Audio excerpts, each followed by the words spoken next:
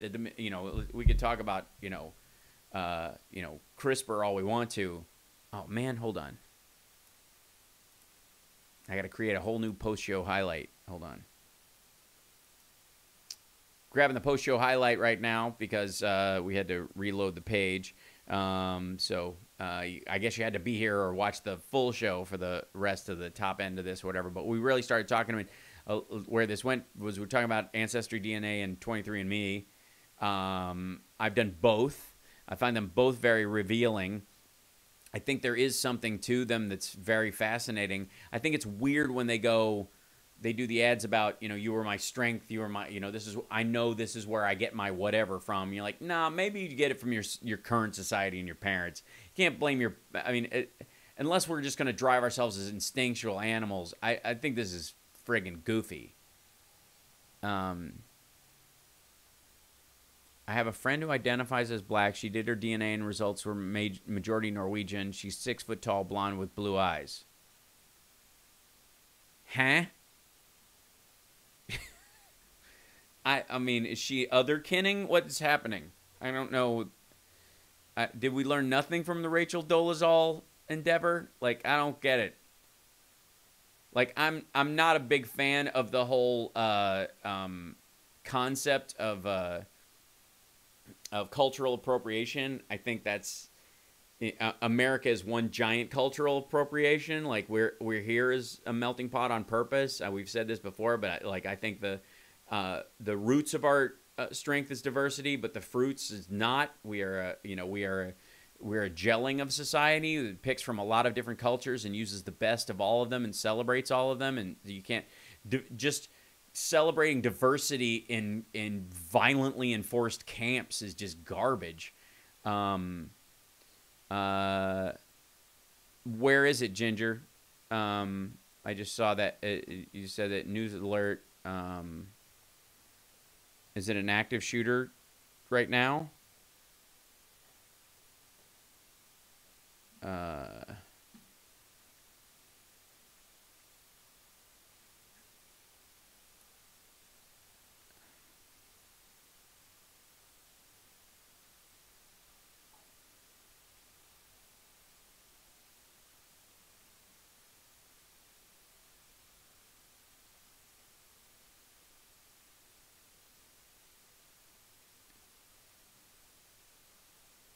America's a melting Jiffy Pop. Yeah, I don't. I like the transracial thing. I find is super weird. You know, ultimately in the world of free speech or whatever, like I just find that to be like you can say and do anything you want or whatever, but but I'm not going to say that the blowback you get over it is not going to be racially is racism or something. I think you're being weird, and society will treat you as weird. Thank you, RMM. Good luck with your move. I'm yeah. I'm not. Yeah, it's that one's. I mean, that's like people saying they're half goat. I don't know, like the otherkin thing that shows up on Tumblr and that kind of stuff. Like I even think, and we've talked about this before, but in the genderqueer world, there is a very awkward part of that seems to deny trans people their identity. This idea that that gender is a complete construct. You can change it at any time. It is only enforced by society, and that you are labeled this when you're young. It seems to say that people who are trans who recognize within themselves natural tendencies towards what is the opposite of their birth sex physically. It's almost the same argument that evangelical Christians make, like, just change your mind, dude. Like that seems really dismissive of trans people. Like it seems like most of the genderqueer and gender fluid stuff comes from the B in LGBT, that they're finally having their day in court, that the bisexual world is who's in flux and moves around in that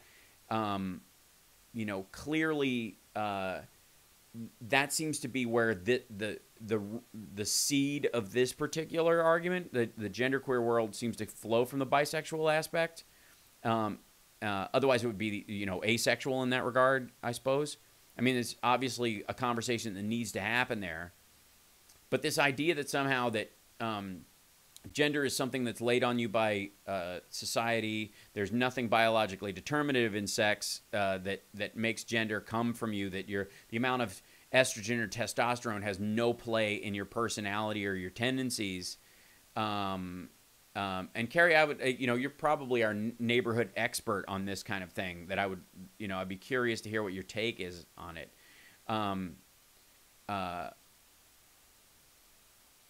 Let's see. I'm certain that trans people do, in fact, embody those changes physically long before they decide to have any surgery. Genes are mutating all the time. I think that's entirely possible. I wouldn't rule that out. But I'm always kind of conflicted when, you know, when discussing this or seeing it discussed about how to, you know, process it in that regard and, you know, in its consideration. You would think LGBT peeps would be more woke, but alas, I don't know. I don't know why. They're groups of people like anybody else.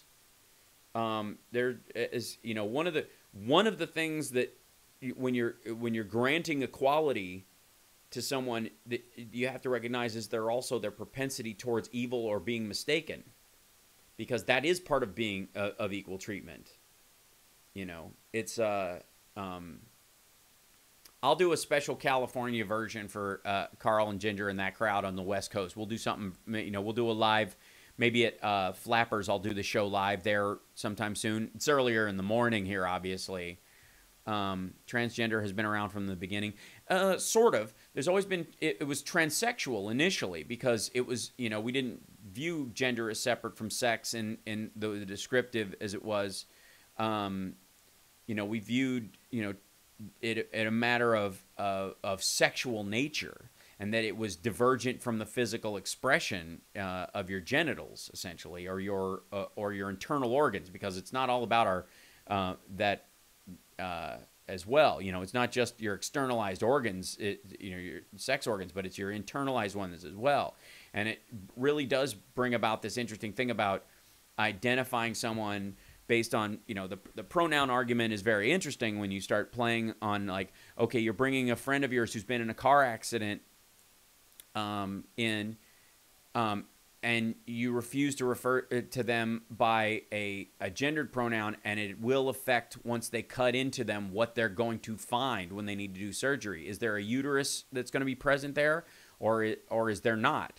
And that will affect how this person is treated in that moment. So in that moment, do you call them he or she, their birth gender allocated pronoun, to save their own life, or do you stubbornly insist that it must be said in spite of it limiting their care in that moment? I mean, this is you know, it's a genuine question, and it is meant to save people from harm in those regards. You know, I'm always curious about how that plays out, because there have to be practical, real world, you know, elements to this. So we shall see. I mean, that's this. When these things come up, I consider these very strongly, and it's funny because obviously when we do this Monday, we're doing a Queer as Folk reunion for Entertainment Weekly. And some of the things that have come up, tweeted you, since I can't link stuff directly. Oh, well, thanks, Act. You know, they often talk about, like, you know, if should you know, Queer as Folk had more trans people on it, should it have had, but and I'm like, that's like saying you know, if I had a chance to go do 5th grade over again, I would rather be the height I am now. Growth is growth. And I'm glad we've grown to the point where we, you know, to some degree, we feel like, you know, the gay marriage battle has been won. There are other great changes that have happened for that, and we can continue to make advances and stuff. But this idea that that you regret positive stuff you did in the past because it wasn't positive enough at the time is just bizarre to me. Like, you know. and it's not like anybody was denied or turned on or QAF denigrated trans people at the time, or we had drag queen characters and other characters that were involved, but it wasn't like they went, oh yeah, we don't talk about that, that's not our problem.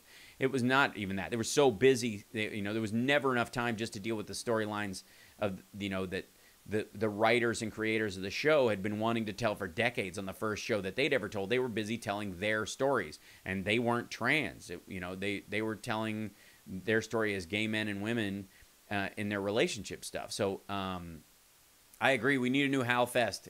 I think it's a great idea. It might be another Sparks Nation meeting at some point. Don't get complacent about gay marriage. I suspect that's one reason thugs are trying hard to stack the SCOTUS. I agree, but I do think it's too late. How is this Monday reunion only for print? Monday. Yes, it is. Gay culture is different than trans identity. I agree. I don't think they're related in a lot of ways. As a matter of fact, you can argue that the majority of quote-unquote trans people are technically, once they transition, heterosexual in that regard, in theory. But that, again, not all of them. But they certainly are a good portion of them. So once you're trans and you've transitioned and you're now a trans man and you have a female partner, that effectively makes you straight, right? I mean, technically. And how do you address that? It's an important thing because because if you don't, you're denying their sexuality. Hal, I did not get to see it live, but your broadcast about Hannity was great. We need an Amber Alert when you feel the need for speed. Oh, thanks. Yeah. I didn't send out a notification because, quite frankly, I don't know how to do that on, sure, it's fairly simple on YouTube, but I just didn't do it. I was I had to jump on because that was hilarious. Yeah, the 5 Park 5 Nation. That's right. So, hey, Carrie, you're back. Just in time for you to miss everything we talked about in regard to trans identity politics. That's hilarious. That Hannity cast was hysterical. Hal, thank you, Carl. That was really fun. I just had to jump on it. I couldn't tweet fast enough. It was so crazy.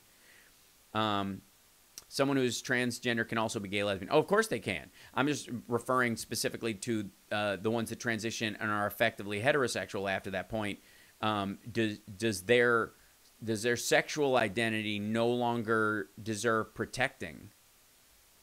Yes, if you're a trans man and date women, you are heterosexual. Right. I was basically talking about the fact that on the one hand, I feel like the LGBT, conversation that we're having, even adding the Q and on, is that the gender. A lot of times, I find the genderqueer argument negates trans people's identity using some of the same logic that evangelical Christians do, which is it's all in your head. Why don't you just choose differently? The same thing is true in many ways about how some genderqueer or gender fluid people address innate sexuality. That they go, if you're, if you're heterosexual or you're gay or lesbian and you wouldn't date a trans person, that effectively makes you bigoted and phobic. Chinese drummers outside my window. It's a legitimate question. I'm not denigrating this. I think it's actually a much more fluid experience in conversation than we can even process. That's what I mean. It's some heavy lifting. I would say that we're all on a sexual orientation, gender identity spectrum, and everyone's identity should be respected. I agree, but what I'm saying is, Carrie, is that I don't think that the fluidity of the gender orientation and spectrum argument that you often hear, that it's a social construct, is almost identical to the neo-Christian idea that you're only gay in your head. And they seem to make that fairly ferociously from what I've seen online and in a lot of lectures that I've watched that people do on gender studies at school, that it is completely a fabrication of society. Is there about to be an execution outside? Yeah, it's kind of what it sounds like. It's actually, I don't know if I have if I'll be able to see it. Yeah, so I don't know if I'll be able to show you outside the window. Let's see if I can grab this, and I'll switch cameras real quick. Hold on. This is fun. This is, you get this different camera. There we go. So there they are. There's the temple. So they bless the temple regularly. And I will go over there later on, and I will burn some incense and say some omidofos. And yeah, but I mean, this, I genuinely, this is a conversation I like having, because I think it's important, you know. Hang the witch. My close friend is queer and goes by them, they. I can't say boyfriend or girlfriend. I just say Jamie, which I think is cool. It's weird to my grandma that I can't, my GMA that I can't say boyfriend. Check out Asia Kate Dillon from Billions. They're non-binary. Yeah, I find the non-binary arguments, once you get into the deep reads of it, nullifies gay and lesbian identity in an attempt to fight what they call heteronormative behavior or societal heteronormativity, which is just averaging, not normative. There's two versions of normal: normal, not weird, and normal, average. And when you know, there's a lot of use of the heteronormative concept as meaning it's enforcing a you're not allowed to be weird, as opposed to no, just by volume there are more heterosexual people. And I don't mean just identifying, because I don't think everything is just how you identify yourself. I do think you have an innate thing. We need to embrace them, they, as a pronoun more. I disagree, Carrie, because it's a we often use it as a pluralizer, and it can be used in the abstract occasionally, but it doesn't serve as a you know, as a genuine one. And I think people can be fluid in whether they're he or she, but if they're presenting, they, you know, it's a. Pronouns are not respectful. Pronouns are your name is respectful. Pronouns are general. And if you're generalizing, it's not an act of respect. Somebody calls me he doesn't respect me. They just, it's the best descriptor to describe me to a group of people. He, him, over there. That's what he looks like. Chinese, you know, if you know, we have it, and people seem to hate that idea. In Chinese, they have he, she, or it is actually the same word. It's ta, ta, but it's the character's different, so you know whether they're male, female, or it's an item. But the word itself, verbally, is one thing. I write stories for the Windy City Times, and we always ask what a person's pronoun is. I doubt that. I think you ask transgender or genderqueer people that, but I don't think you ask straight people that. I think you assume that. I think most people do. There's a lot of assumptions around, you know, that, you know, and that's, if anything, reinforces heteronormativeness in not weird version as opposed to the averaging version. It's that guy. There was also it's a good example of a when the bathroom bill came up, there was a there was a, you know, a bunch of stuff about, you know, somebody's going to get molested in a bathroom, and then this story came up of this transgender person, male identifying technically as female, who sexually assaulted a child under their care in a bathroom. And they went, aha, bathroom. It wasn't a public bathroom, though. It was a private bathroom in a house. But they used that as a, they tried to weaponize that for a while. It fell apart, of course, when everybody found out it was a bathroom in a house. It had nothing to do with it. But the trans person in that situation used, the idea was that you can't use they pronouns for that, because that person did not assault that child with their penis. It wasn't there collectively. It was her genitals that she assaulted the girl with, is the idea. And so the pluralization in you know, in terms of for the conversation slows the role in that conversation. They and them technically makes it sound like a group activity when it's only a single person. It doesn't mean we can't come up with something. I'm just saying that it doesn't always work, and it's not an automatic fix for it. And again, there's this weird thing about that he or she in and of itself is violative, as if he or she is in and of itself a slight or a slam, if it's simply that when in reality it's like saying, oh, your hair's kind of, you're actually a redhead, your hair has kind of a red glow to it. I would have said you were a brunette from a distance, but now that I'm up close to you, I can see that your hair is actually a dark red color. It's that kind of a descriptor. That's what he's and she's are. I think we've taken too much. It's interesting that we've moved past the idea of where a label is so important to your identity that it supersedes your individuality to a point where people feel disrespected, by a non-respectful word. I mean, this is a conversation worth having. I'm not defining this. I'm just saying there are holes in the argument across the board that seem, important to have. And I don't know that they're had. There you go. These are questions that I have. In my state, the guy who introduced the bathroom bill to VA legislature was defeated by back in November by a wonderful trans woman. I completely agree. And who identifies as female, uses she pronouns, and is a she. By the genderqueer argument, though, she is a victim of patriarchy, and her identity is a fix. Her presenting as a woman is a creation of society, not her own self. And it just seems like the genderqueer argument is almost identical to the evangelical Christian argument, which is it's all in your head, and why don't you just change your mind?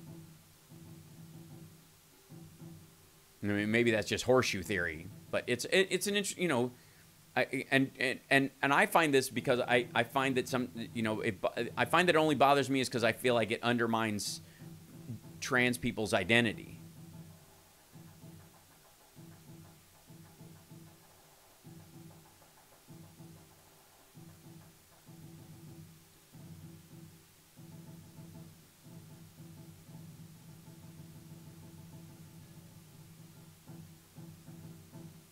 My friend's kid transitioned, and she changed the gender. She refers to him or her by the new pronoun. If you hate gender-neutral bathrooms so much, how come you got one at your house? It's an excellent point, but you don't let the public use the bathroom. You let guests use the bathroom, and there's a difference, is the argument. Again, one of these things is like, I live with the kind of brain where I have a counter argument to everything. And so I have to manage everything based on the principles of what I actually want to accomplish, as opposed to, how could you even say? Who would even think? Like, well, these people would think, and this is how you could say, is obviously the answer. If you need it done quickly, yes, I told Tal I was going to finish the script before he comes back from China, so my free time is plenty right now. Yeah. By denying people their pronoun choice, you are negating them as a person. I disagree, because no one ever asks me what pronoun. They always assume, and they are welcome to assume that since I present as a male, my pronouns are he or him. They never ask, but I never feel negated as a human being. My pronouns aren't indicative of my worth as a human being. I would never give anyone that power. That being said, I use people's preferred pronouns, but not because without doing it, I'm negating the pronoun, because I do it because it's an act of respect. It's a plus in behavior, not this isn't zero sum, is what I'm trying to say. Does that make sense?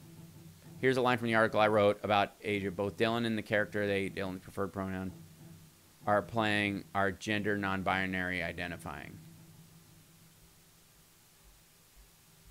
Both Dylan and the character they are playing are gender non-binary identifying.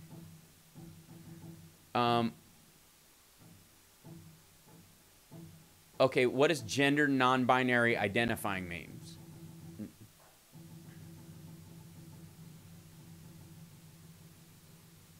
because yeah, when asked about their experience on set, Dylan said that everyone is kind, funny, charming, and real.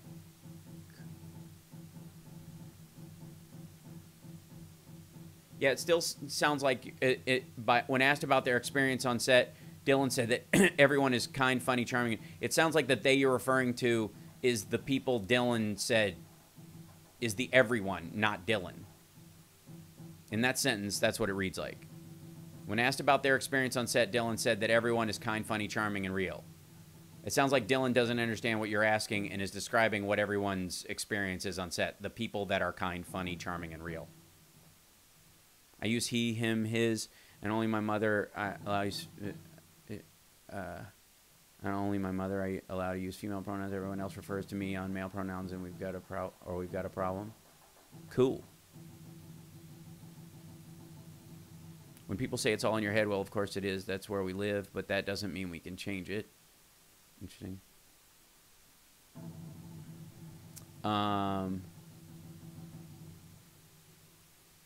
You know, I'm just saying we run into the limitation only because we learned this way in the past. Young people get it. Yeah, but there's as much confusion in the community about a lot of this stuff and a lot of infighting caused by it. And this goes nowhere towards how you would degender any of the other Latin-based languages. English is easy to do. Genderqueer, also termed non-binary, is a catch-all category for gender identities that are not exclusively masculine or feminine identities, which are outside the gender binary or cis normativity. No, I understand that. I'm just saying that the notion of genderqueer is an identity, meaning you take gender and you mess with it outside the norms of expectations around gender. So you could be a genderqueer male or genderqueer female as well. You could be genderqueer. What would used to be called androgynous, like what David Bowie would present as, would be considered genderqueer in that regard. It's another. It makes sense to me. That's how I approach it. I don't know which thing. What's with the Apache war drum beats? It's actually the Chinese temple outside my window.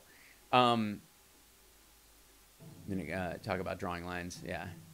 And another sentence I wrote, acting has been a part of Dylan's life since they were a kid growing up in Ithaca, New York. Right. Their whole family are actors? And another line, Dylan noted that they can point to 3 moments that stand out in their early life that awaken the performer in them. It still sounds like Dylan was talking about other people. Because they is a plural.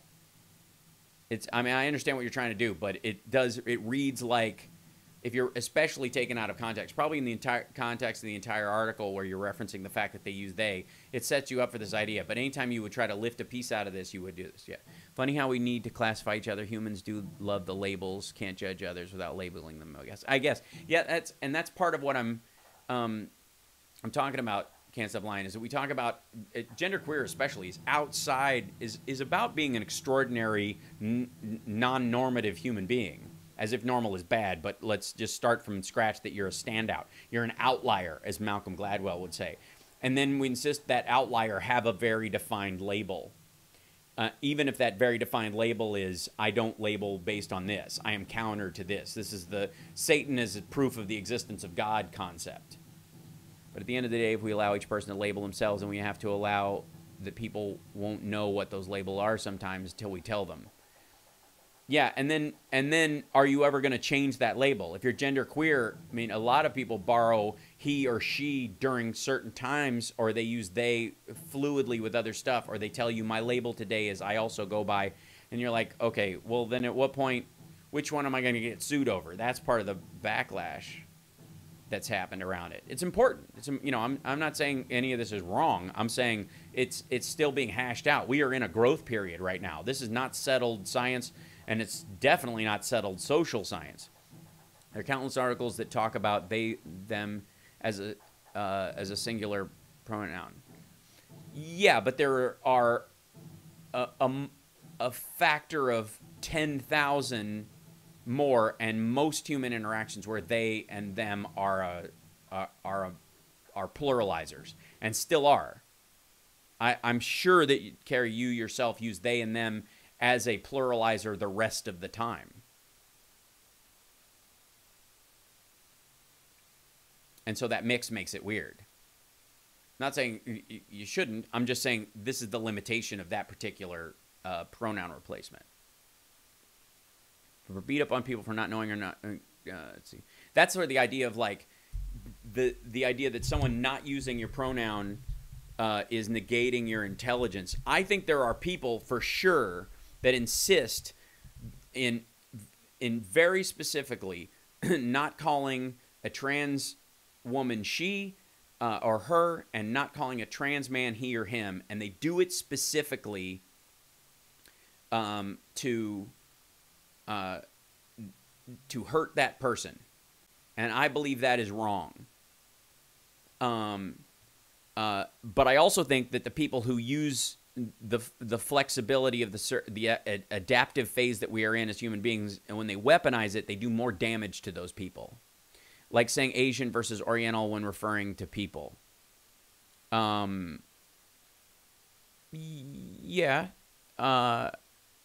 Yeah, but that took a transition, and it's still a long time takes that transition. And at no point did we make it illegal to refer to someone as Oriental during the transition to Asian. And over the course of about 15 years, people slowly learned. Older people still refer to people as Oriental, but we don't sue them, and they don't lose their job over it. I think it's a great example of how people do adapt over time. And in 25 years, the labels we have now will be archaic. Yes, I agree. There's a big part of that. Our services over at the Chinese Temple, I was actually enjoying it. Yes, they were. They are that part of it, anyways. They'll go inside and they'll pray for a bit too. Yes, and my Asian friends get pissed, as they should. But again, they also recognize the difference between old people saying it and young people saying it. Nobody even uses the phrase anymore. But the transition was 20 years. I mean, there's movies where Asian people are referring to themselves as Oriental because that was they weren't bothered by it. I get that, Hal, but why are you fighting this so much? Because this is the angle I see the amount of attacks coming, and I don't think it's worked out. And I think working it out is a healthy thing. I don't mind it in a generalized sense, but they them specifically. Like, I don't even mind. I think Z and Zer actually makes more sense because it is an externalizer. It is a new word in that regard. Technically speaking, but when you use the pluralizer, it falls apart. For a lot of people, and it mucks up the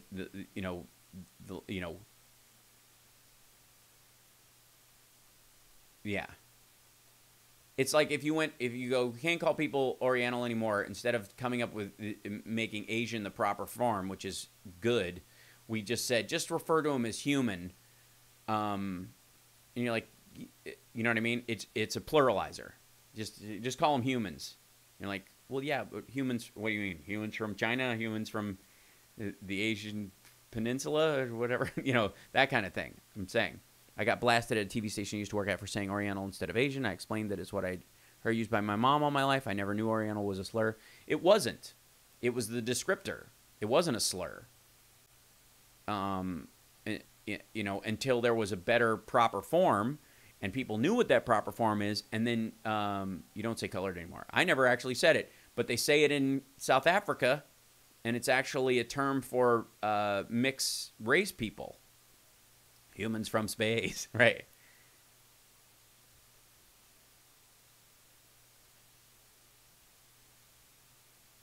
But again, my biggest problem, Carrie, for the record, is not with they, them as a pronoun. I just think it's limited. I use Latinx now when I write about the community for the Windy City Times. I see that used as a way of where Latino wouldn't be the dominant over Latina, for example. But when you're referring to someone individually, you can refer to them as a Latino man or a Latina woman, I suppose, because in their actual language, that's how it would work out. Maybe.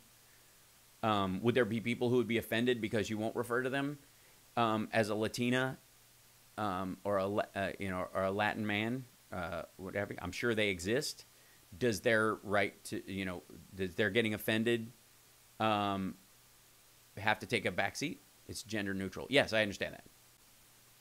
The plural is hard for me in referring to someone as a singular. Yeah, I think that there is a hang up across it.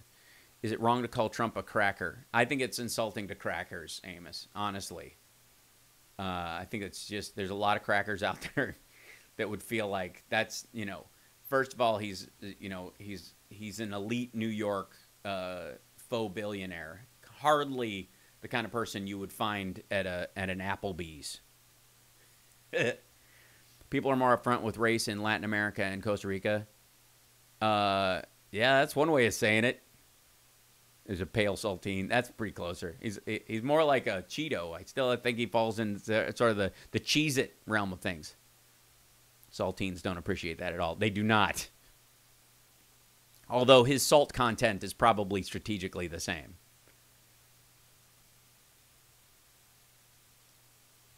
Being criticized for Oriental as opposed to Asian.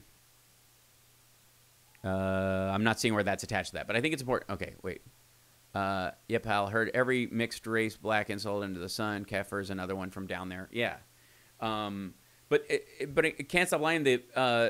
That's a normalized phrase for people who are mixed race down there. I don't know if it's even considered an insult like it is here. It's a very different thing. And like, there's a lot of times when you go someplace and you're on foreign soil and the words they use there that are their norm is very different than, it would be it is the politically correct phrase there. It's very politically incorrect here. So it's, that's important too. And then you go, okay, well, if all cultures being equal, do you start using the phrase colored just because you're down there? I don't think so. I wouldn't.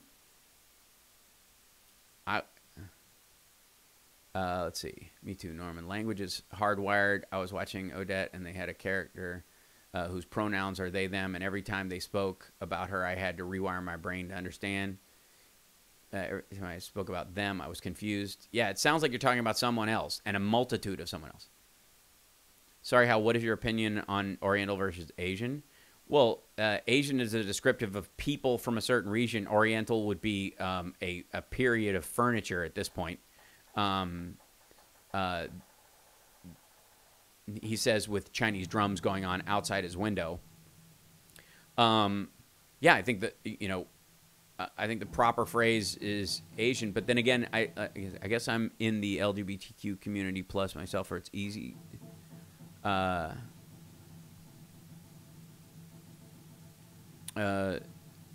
this is easier for me. Okay.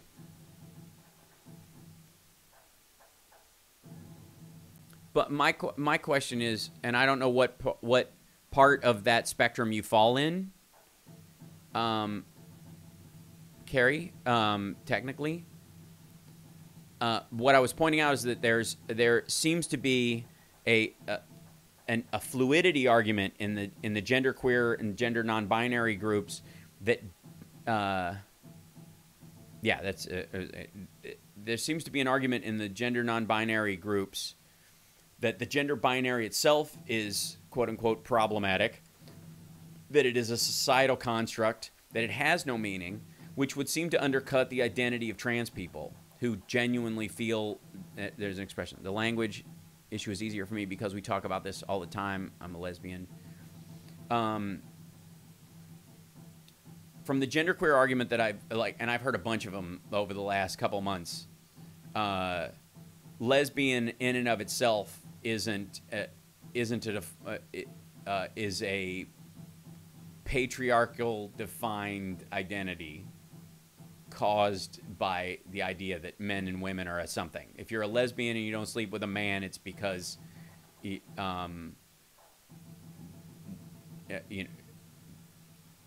it's because of a gender idea you have in your head, not because of your natural inclination. And that's weird. That sounds like what evangelicals say about it. And I don't know that part's been worked out yet, is my point. Of course, Charles Hayden's best hand gestures. Right. Use the pronouns the individual you are talking to prefers. It's called being a decent human being. I completely agree, Brett. Well said. I have no problem with that. Nothing wrong with being polite. This is true. There's a scene in Shameless where they were trying to explain how everyone identified. Although it was scripted, it felt like a conversation I've had with my LGBT friends, right? Yes, lesbian is a societal construct. Yeah, that's super weird. Like, I've heard more. Yeah, Elena dating Sid made Elena maybe pansexual. Pansexual is a non-definition, though. Again, it is like genderqueer. Like it's like saying I'm not north, south, east, or west. Well, you're using north, south, east, and west to define yourself. So yeah, you kind of are. You're just in that kind of zone of it, but you're still shoring up the spectrum by saying that, the poles by saying you're somewhere on a spectrum. As you said, how people are still figuring it out. That's exactly right. I think this is, and therefore it's super important to be patient with people as they figure this out too. I think that's my biggest argument, is to not immediately define people who are slow to catch up on this. You're trans fat. Amos, simmer. Then you're not allowed in Canada. Polyamorous is not a sexual definition. It's a behavioral affectation. People will always be figuring it out. Just try not to be rude. There you go. That's a great way to be.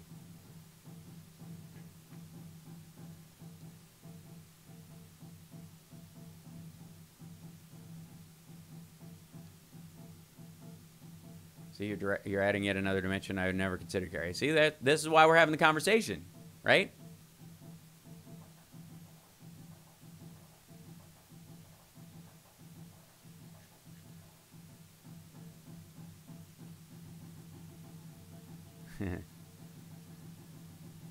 Captain Kirk was definitely heterosexual, but relatively indiscriminating when it came to aliens. Used to get really mad, but now I gently educate people who aren't evil up front. See, that's what I would hope for. But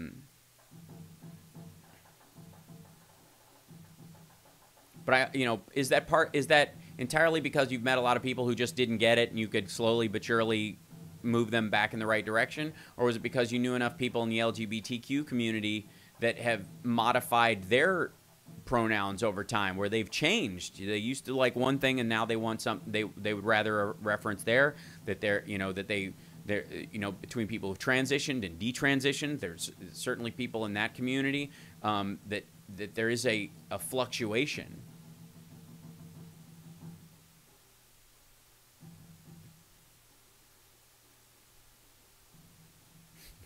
I love the drums. It's great.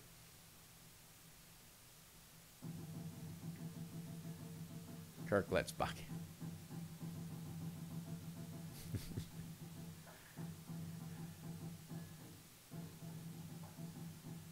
Yeah. I mean, I think, like I said, you have to go into the uncomfortable parts of a conversation to actually make the progress, I think. See, I wouldn't fall for the green. Who wouldn't fall for a green Orion slave girl? And I'm gay, right? That's right. Just something you got to try once in your life.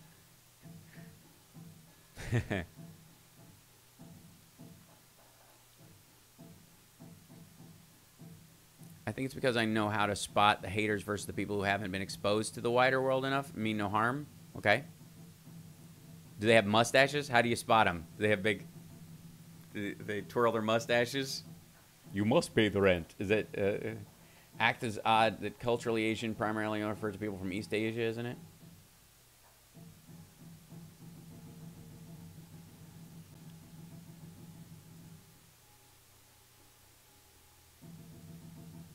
Shows like Odette have educated so many people.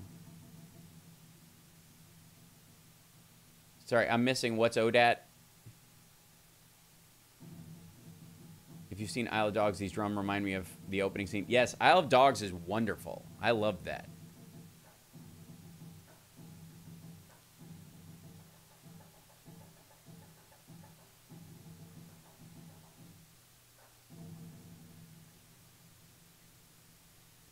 That's the other thing too. It's like, and I'm leaving for China in about a week, and I've always been aware because I grew up studying Japanese, Korean, and Chinese martial arts. I love them dearly. I speak Chinese. I never. I learned more.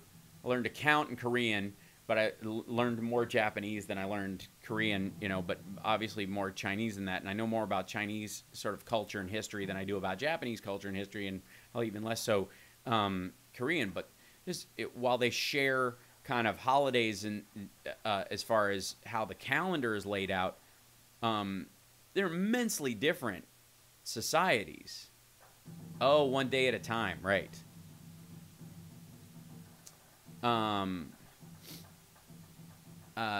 They're immensely different. We tend to homogenize societies in this weird attempt to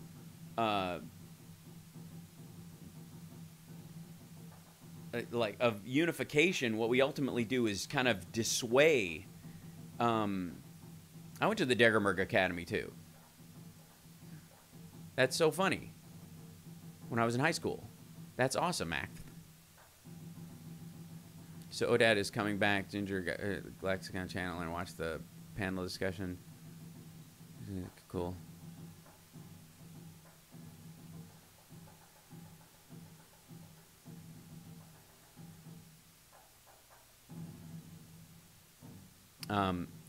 Let's see. Find the teachings of Bruce Lee. I quoted them last night at a Democratic meeting.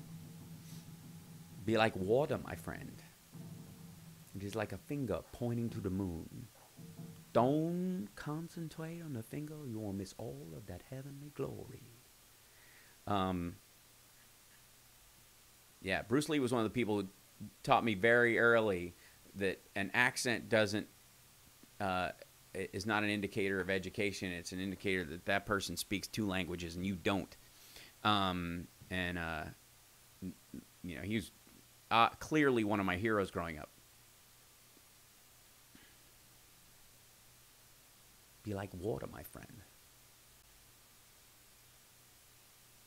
Put water in a cup, it becomes the cup. You put water in a bottle, it becomes the bottle. Now, water can flow or it can crash. Be like water, my friend. I have all of his individual books. I read them when I was 13 years old. There's a queer woman-focused convention called Lexicon that had its second year of programming, and watching their panels was so uplifting. That's cool.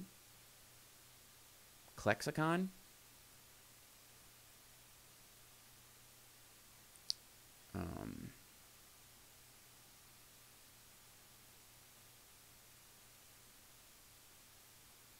Yeah, don't get me started on Bruce and Brandon. Just gut-wrenching.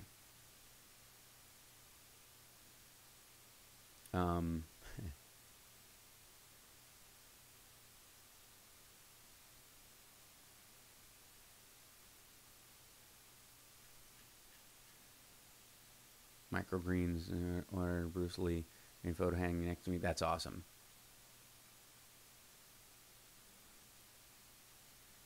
Winona Earp is so damn awesome too. Cool. You can watch Bruce Lee movies on the El Rey channel. Yeah. Well, I have all of them. I own I have one of those like box sets. The Crow, Rapid Fire, absolutely. I can't. It's hard for me to watch The Crow. It's heartbreaking.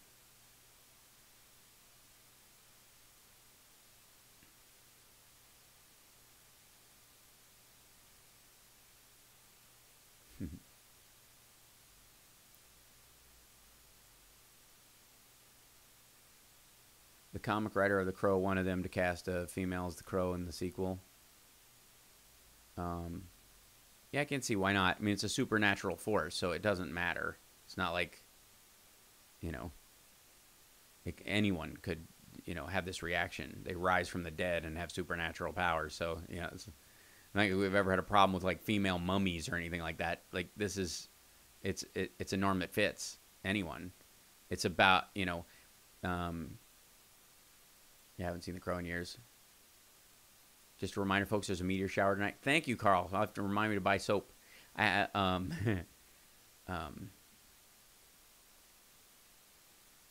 a, you know, it's a solid conversation. I'm glad we started having that today. I feel like I should like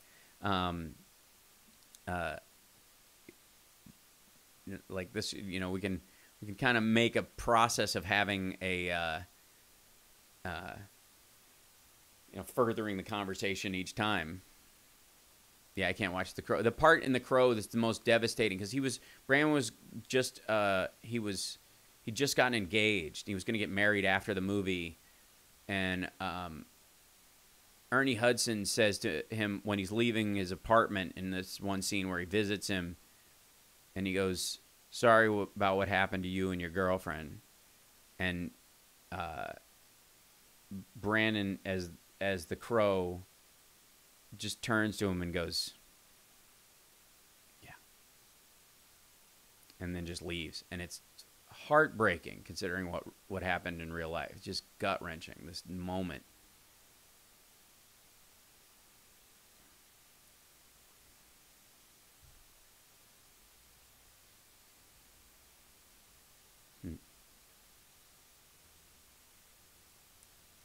And soon, I can't wait till the new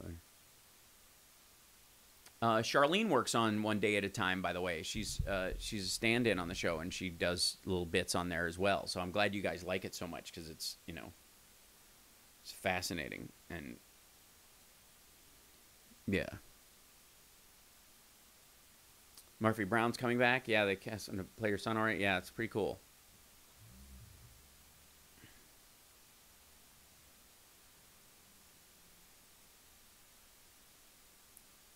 Yeah.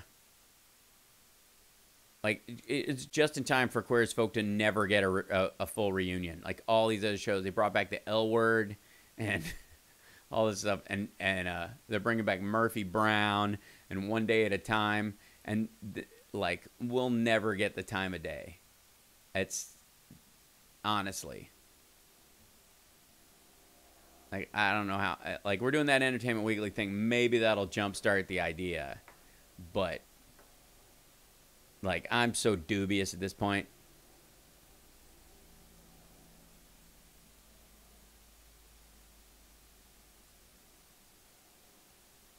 Yeah, Charlene works on the show. Didn't have time to hit on the Kim Jong-un story about ending the nuclear weapons test. Maybe I was getting coffee. No, Bob, we didn't talk about that. And you know how much bull... All right. So... yeah, that was one of the things I wanted to touch on this week, but we never got to it because we had other stuff to cover, and I had that whole 10-second. Okay, so this is a Reuters story. Yeah, I'm back. This is a Reuters story from October 12th, 2017. A series of tremors and landslides near North Korea's nuclear test base likely mean the country's sixth and largest blast has destabilized the region, and the Pyongyang nuclear site may not be used for much longer to test nuclear weapons, experts say. A small quake was detected on early Friday near the North's nuclear test site, South Korea's weather agency said, but unlike quakes associated with nuclear tests, it did not appear to be man-made. The tremor was the latest in a string of at least 3 shocks to be observed since Pyongyang's September 3rd nuclear test, which caused a 6.3 magnitude earthquake. There have been 3 more this year. There's one in January and 2 in February. 2.7 at 2.9 and I think a 2.6.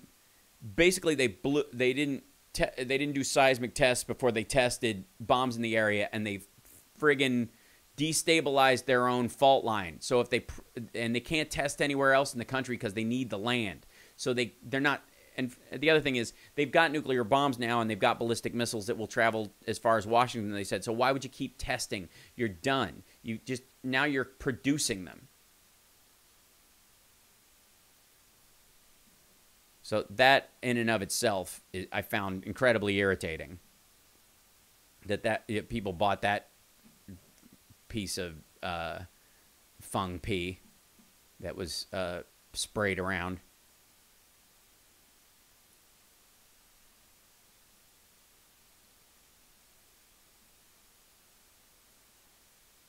Entertainment Weekly is a magazine, but they may have shot video of the QAF interview. We haven't done it yet. We do it Monday. It's a magazine. We're doing a photo spread and some other stuff.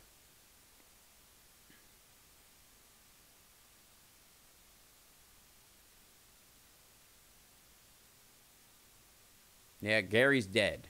Like Todd Bridges is the only living member of the base cast of Different Strokes. Which country was that? North Korea.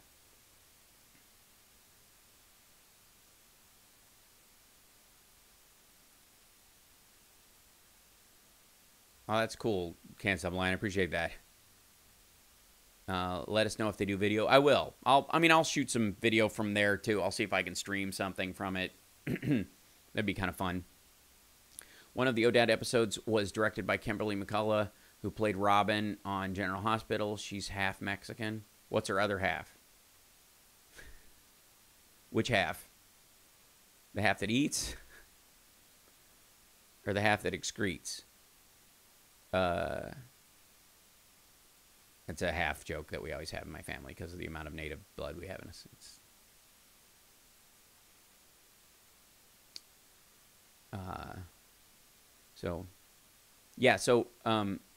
He shoots video of these kind of interviews. We'll see. Yeah, it'd be nice.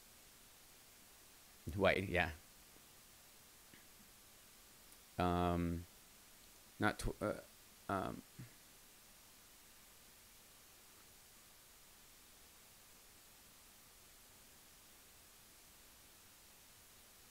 Yeah, I always think it's funny when people say I'm half something and don't say what their other half is or what their other half makes up. You know, I think it's, you know, her mom's family's is from Mexico, I suppose, and I never knew that until recently. Cool. I'm all signed up on Ancestry. Thanks for the tips, folks. There you go. Anything is possible. How I've lived my life and how I've become friends with. That's absolutely true. My kid is half Costa Rican and half Irish or whatever I am. We knew what you meant, Carrie. We knew Mexican wasn't a country. It's all good. Yeah, so what I was reading about the North Koreans is they didn't do seismic tests in the area they were doing their nuclear tests in, and they just set off the nuclear bombs, and then they destabilized the entire northern part of their of North Korea by blowing up nuclear bombs under the ground. And they've set off a series of 6 earthquakes, and they've had 3 in the last 2 months alone. And it doesn't look like it's going to settle anytime soon. It's like they blew off a big chunk of stone, and nothing's there to keep the tectonic plate there from sliding. So that's why they're stopping the nuclear tests. The haves have it, yeah.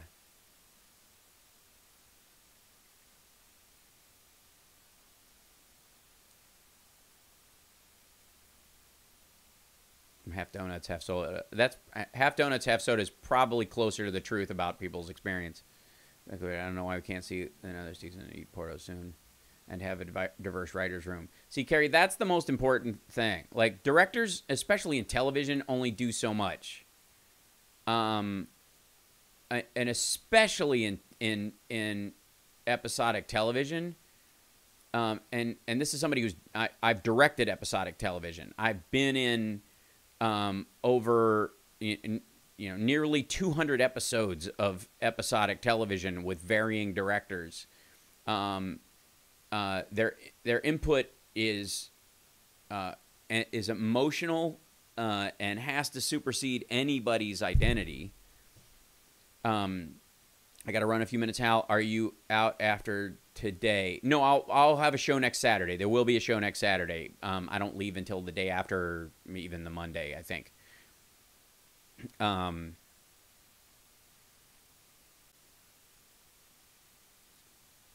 the writer's room is the most important part of it. It is more important than anywhere. And the same thing is true of movies. All the problems I had with Wonder Woman all stemmed from effectively the writing, and having a female director did not fix them. because it was either too late in the process or she didn't see or care enough to deal with them, or thought that they were proper, which is entirely possible. You know, all the things about Wonder Woman that would be technically problematic from a female stereotype standpoint were not cleaned up by having a female director.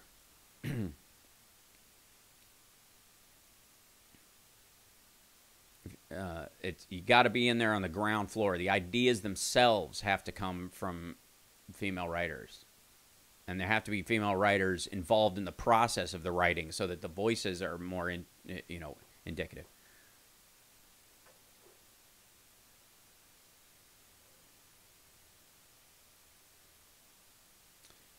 Seems like the same movie as Captain America the First. I love Wonder Woman. Seems like the same movie as Captain America the First Avenger. Both had shields, both had the group of commandos, both in world wars. Yeah, there was an intrinsic difference, though, which is that Steve Rogers is a human being, helped by science, and Wonder Woman is a goddess. Is everyone going to be there, Hal? I think so. I think everybody is going to be there. My greatest issue with the Wonder Woman is the lackluster bad guy. I have a myriad of problems with it. Like I said, I think it's the most misogynistic film that's been made in the last 10 years, but that's just me. I had some problems with Black Panther in that the women can never rule Wakanda because they're women. Yeah, and the fact that it's basically the Saudi royal family, and the fact that they walled off. It's hard to argue that against Trump's wall if you're for the Wakandan barrier, and the fact that the asteroid came from space and gave them vibranium. It wasn't something they invented or something they refined out of nothing, which would have been a better storyline, I think. Would have been a better indicative of the power of the people themselves. It just meant that they were born on top of gold. Yeah, and the idea of royalty going through a bloodline is they needed to spend more time on in Wonder Woman. Why?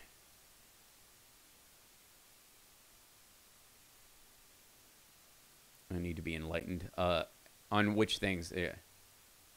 And yet they're highly evolved socially in a monarchy. And yeah, it's weird. It was a cake and eat it too problem, Carl, that I had with that. And it's and there's some internalized problems with the Marvel storylines that continues through all of them. And it seems to be this through line: don't try too hard, and if you try too hard, you'll create the problems in the world instead of solving them. And you see this with the first Iron Man, where he creates his own villain just by creating the suit. Arguably, the plot of Black Panther is the plot of Iron Man 2. The sins of the father create the violent opposition, and who's the rightful heir to the technology? Let's see. They needed to spend more time on, which was the worst part based on fan and reviewer reaction to Wonder Woman. Well, this weird insular, yeah. Thanks, Tom. Be well. How when you're gone, will anyone substitute for you, or will there be reruns? I'm working on who will fill in. I'm hoping Johnny Million can do it. I'd love Jackie Scheckner to be able to do it, but we'll see. Any chance you're doing UJN again before you leave? There's a possibility. I haven't been asked this week, but that would be the only time. Yeah, the hyper tribalism stuff in life right now is not made better when it's portrayed in storylines. And I think the one of the great things about Captain America, the first Avenger, is the strength of Agent Carter, the diversity of his team, the brotherhood aspect of the storyline, the standing up to bullies and never backing down even when you take a licking. Like, all that stuff is terrific. I wanted to see more of the women in Wonder Woman, and that was the island. They're yeah. Yeah, okay. No one's going to call you racist for not liking Black Panther, Carl. Yeah. No, like, the only reason you would be upset about anything in Black Panther is the same thing only reason you'd be upset about something in Wonder Woman, I think, from a, from a decent human point of view, is that you'd want it to be better. You know? You could see where it could be fixed fairly easily. These are small problems that cut big holes in the plot or in the character that is unfortunate. Yeah. And and Carrie, I don't know what is helped Wonder Woman suffer from the writing that was done pre Patty Jenkins coming on board. I agree, but some of it was stuff she could have easily fixed. Little lines of dialogue change, little alterations would have made great changes. And ultimately, the problem with Wonder Woman is the problem with Superman. She's not a woman. Superman's not a man. And the whole thing falls apart with the Batman line. Batman destroys. There's a line that Batman says when he's fighting Superman in Batman versus Superman, which is gods aren't brave, men are brave. And what he means is humans are brave, but you get the point. The idea is that he doesn't know what bravery or loss is, and he's got to kill him. He's got to die, essentially, and he doesn't. He friggin' comes back. You can see it when he's in the thing at the end. So even in dying, he's not really dying. So, and the same thing with with Wonder Woman. She's not a woman. She isn't. Again, it's more of a trans story, if anything. She presents as female, but at no point is she, implicitly a human. She doesn't have any of the problems women have. She's bulletproof. Like, once you're bulletproof, you're not a person anymore. Once you're, effectively incapable of dying on any regular scale, if you're a god. And so gods at a certain point, they have aspirational characteristics as a perfect version of aspirational humanity, but they are by no means equatable to human characteristics. They're fun to play when you're a kid, but they run out of. No Man's Land was the best part of the movie outside of the island scenes. I thought the No Man's Land stuff was horrifying. Because, I've said before, a superhero is a monster that's on your side. And she deflects the bullets for other people, but she is bulletproof. You can't shoot her. She deflects them because she can directionally refract them so they don't hit other people. Yes, Wonder Woman does not have a menstrual cycle. This is true. Right. Wonder Woman is, and when she's walking, she's like the No Man's Land shot where she's basically walking across No Man's Land like it's a runway at Fashion Week, while all these not bulletproof guys behind her are getting shot to pieces. Yeah. Yes, exactly, Milkman Norm. Yeah. And the whole and talk about the missed opportunity. Okay, so this is one of the big problems. So she had the sword that was the God Killer, right? And then she smashes it into his hand and she says, it's not the God Killer, you're the God Killer. I'm like, first of all, they took all the danger out. That this sword that could have killed her too could have turned on her. The obvious phallic representation of the sword itself is totally tossed out the window and takes all the jeopardy out of it.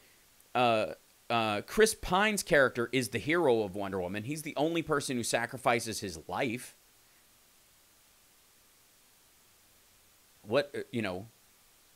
She's just on a, and then she totally contradicts her own character, which is nothing matters. This human war is nothing. We must stop Ares, right? That's who they used, right?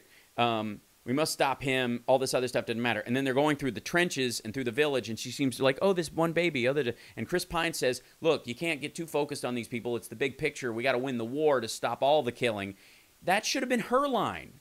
She should have been saying that to him. He should have been trying to treat a soldier or going like, we have to go back to him. She goes, look, you're going to do nothing but go back for people unless we stop this, right? It's Zack Snyder's fault that Chris Pine's character was amplified. Either a female director matters or she doesn't.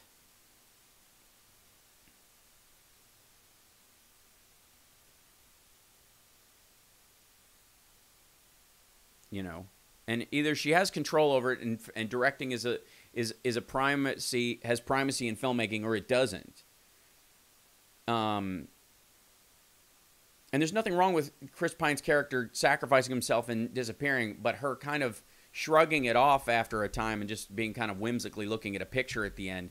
There was no emotional connection to the fact that he made that sacrifice, or that she needs. All she did was friggin' quit. After he died, Patty Jenkins did get good performances out of the actors in Wonder Woman. Sure, but that's like saying the actors weren't there to give good performances. She had to fight the studio to get things in the movie she wanted because of misogyny.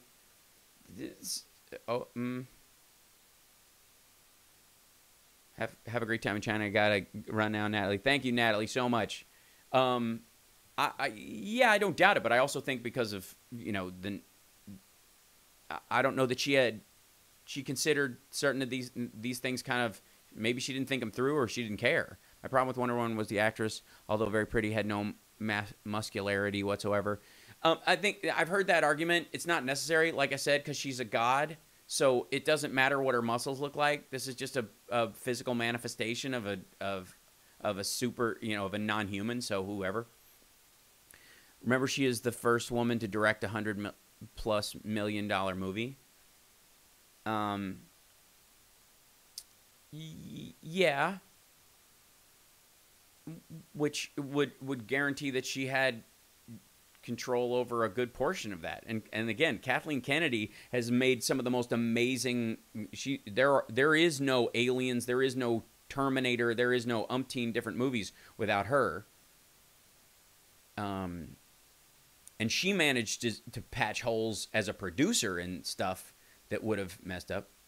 And Ava DuVernay is the second woman with A Wrinkle in Time, which did horribly, unfortunately. They're trying to make her ignorant to the outside world, maybe. Chris Pine was supposed to be her guide to humanity, I guess, or something. Yeah, I know. That's the problem. It wasn't really. But again, she had a singular mission. Kill Ares. It doesn't matter this fickle human fight. Problem with Wonder Woman taking a century off from heroics was created by the continuity of Batman v Superman. I agree, but you could have, you know, she could have kept hidden starting 10 years later or something, or kept underground, or, you know, yeah. Galen Hurd has made more to do with Aliens than any other producer in terms of the on-set involvement. Absolutely, and Galen Hurd is amazing as well. There are no, you know, the two of them, those two women are probably the most powerful women in Hollywood history. And especially in the sci-fi world. I mean, incredible work. And again, look at Aliens. Aliens, they literally, Ripley became a female character because they wrote the character as a great character, and then one of the people at the studio was like, I might be dense, but is Ripley a man or a woman? And the two writers were literally on the phone with each other, like Woodward and Bernstein, covered the phone and went, a woman? Cool, okay. And they were like, shit, all right, that's great. I loved it, felt it very empowering. Great.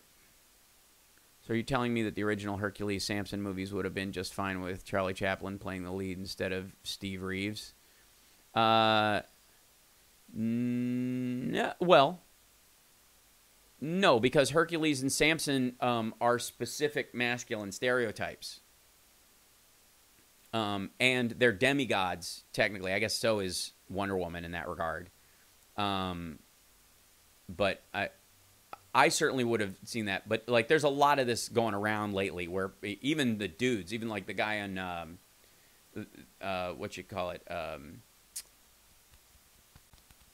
what's his name? Or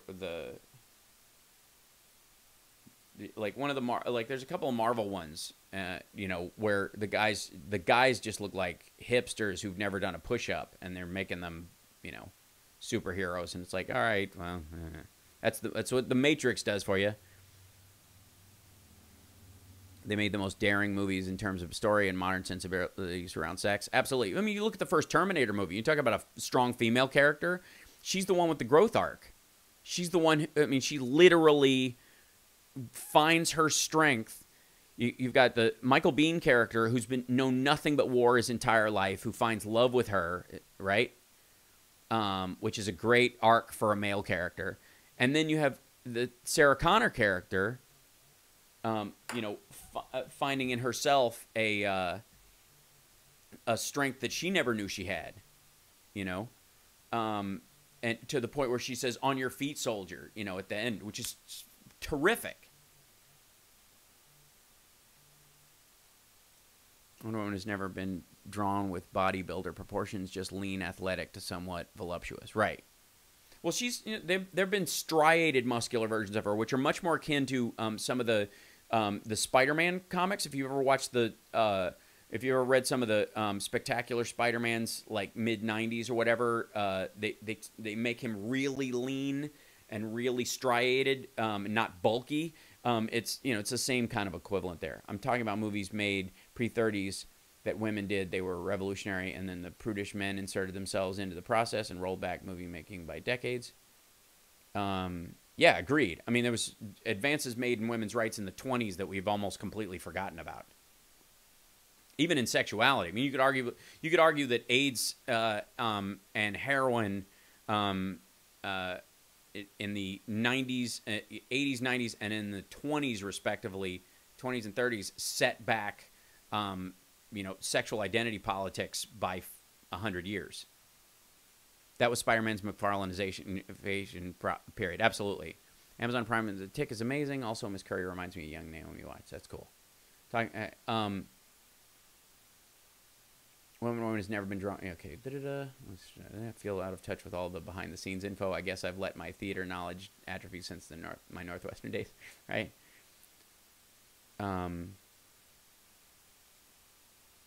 Women used to write the computer code until the early 1970s, when personal computers began to be marketed as a toy for boys.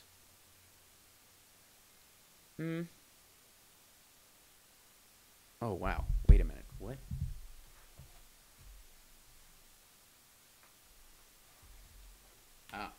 Apparently, I've got to go somewhere.